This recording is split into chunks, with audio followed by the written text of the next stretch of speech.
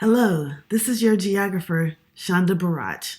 In this lesson, we will cover the 5 themes of geography: location, place, human environment, movement, and regions. Absolute location answers the question, where is it? Often represented by a simple dot or is identified as a grid coordinate on the surface of the Earth. Latitude and longitude can be used to pinpoint a location.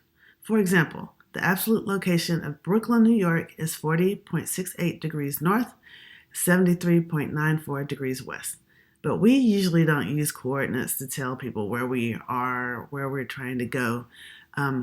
That's for the technology.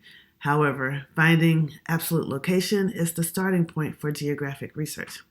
Now, what we do often use is relative location.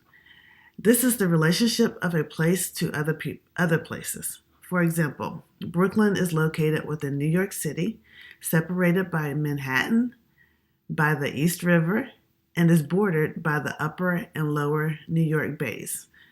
There's the Atlantic Ocean to the south and the boroughs of Queens north and east. So these are all relative. The second theme, place, addresses what's it like there. And it considers the characteristics that make one place different from all other places on Earth. The theme of place helps flesh out information about a location. So it just helps us to get deeper into an understanding about a specific location. Taken together, the themes of location and place provide a basis for observation in geography. These themes can be used to help answer the first 2 questions of geography. Where is it and why is it there? The theme number 3 is human environment. The physical and human characteristics of a place provide keys to understanding the interrelationships between people and their environments. It addresses what is the relationship between humans and the environment. So humans often depend on the environment. We depend very much so on our environment. We also modify the environment, and we're also able to adapt to the environment. Theme number 4 is movement, and it addresses how and why are places connected with one another.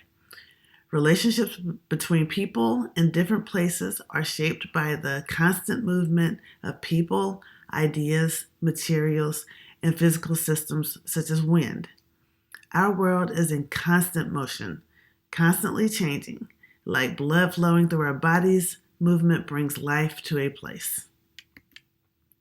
The final theme is regions, and the regions address how and why is one area similar to another, and also how do these areas differ. Most regions differ significantly from adjoining areas. Some regions are distinguished by physical characteristics like landforms, climate, soil, and natural vegetation. For example, Appalachian Mountains.